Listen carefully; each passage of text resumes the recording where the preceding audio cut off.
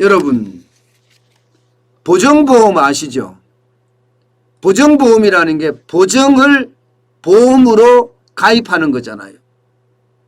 그러면 이게 물건을 납품할 때나 또 대금을 받을 때나 이런 모든 일에 있어서 안심이 되잖아요. 물건을 납품했는데 돈을 안 줘. 그러면 보정보험에서 그 돈을 대신 주잖아요. 보정보험은 그 회사 물건을 납품한 회사한테다가 구상권을 청구해서 받아가고요. 예. 반대로 내가 돈을 받아야 되는데, 예. 아니 물건을 받아야 돼. 물건을 안 줘. 난 돈을 건넸는데. 예. 이런 경우도 이제 돈을 건넸으니까 물건을 못 받았잖아요. 그러면 이게 보정보험에서 해결을 해주는 겁니다. 이게 보정보험이에요. 그런데 이 보정보험에서 지금 놀라운 단서가 하나 발견이 됐습니다. 야, 이거 말입니다. 보정보험금 지급액이 1조 6,146억 원입니다. 이게 무슨 놀라운 단서냐? 이게 여러분 10년 만에 최대치란 사실이에요. 10년 만에 최대치. 그러니까 쉽게 말하면 돈 떼먹고 물건 떼먹은 사람이 굉장히 많다는 뜻이잖아요. 10년 만에 최대치가 됐으니까. 근데 더 놀라운 것은 말입니다. 이게 여러분 앞서 말씀드렸다시피 물건을 떼먹은 사람에게는 물건에 대한 돈을 추징을 하고 그죠? 또 반대로 돈을 떼먹으면 돈에 대한 걸 또 추징을 하잖아요. 이것을 손해율이라고 이야기합니다. 손해율. 못 받으면 손해율이라고 해요. 근데 손해율조차도 지금 굉장히 높아지고 있어요. 지난해 손해율이요. 68.9예요. 68.9. 2019년에 63.1이었거든요. 거기에 비하면 5.8%나 엄청나게 증가했어요. 이 말은 여러분 결국 물건을 주고 돈을 못 받는 경우가 있고요. 물건값을 건넸는데 물건을 못 받는 경우가 지금 넘쳐난다는 이야기입니다.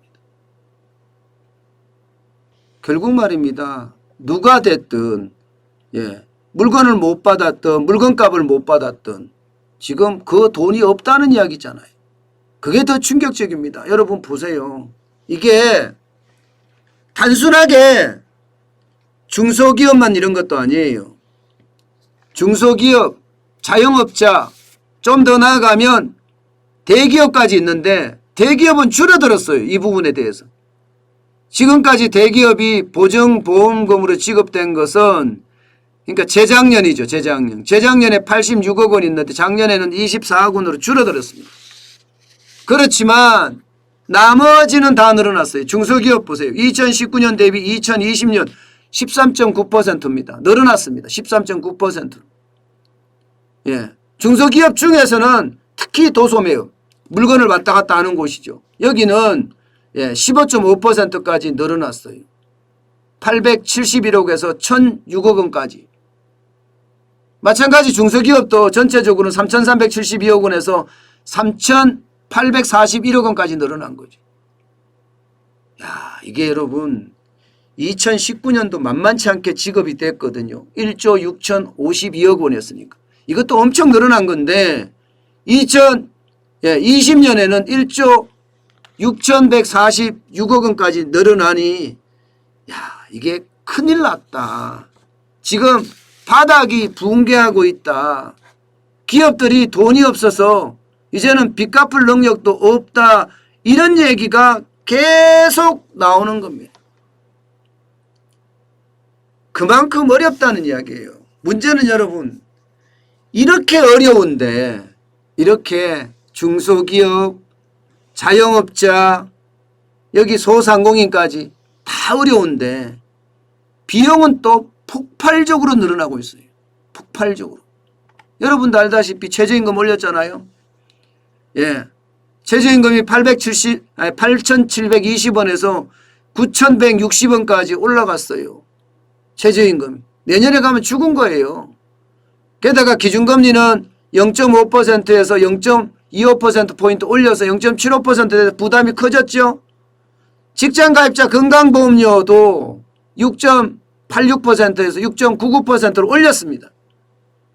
올렸어요. 게다가 고용보험료도 1.6%에서 1.8%로 올렸습니다.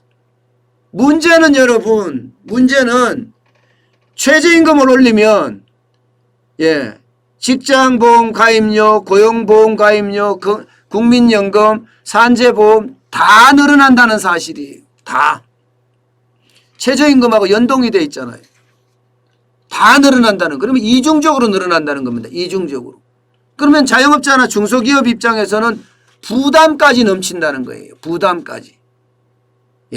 그러니 중소기업은 물건 주고 돈 못 받는 사례가 허다하고, 또 자영업자는 돈 주고 물건 못 받는 사례가 허다할 수밖에 허다할 수밖에 없는 상황이라는 이야기입니다. 오죽했으면 여러분, 오죽했으면 홍석천이 이야기하면서 10년 만에 이런 적 처음이야. 지금은 다 망했지만 10년 만에 이런 적 처음이야. 이런 표현까지 써가면서 이야기를 했겠습니까? 홍수천 씨가 그렇게 이야기했거든요. 그만큼 말입니다. 지금 우리 경제는 그 어느 때보다가 지금 충격적이에요.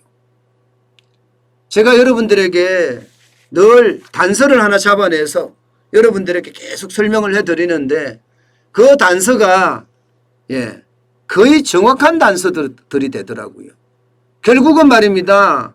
이게 정부나 또 언론들이 기사를 쓸 때는요, 정부가 보도자료를 내주면 그 보도자료를 가지고 써요.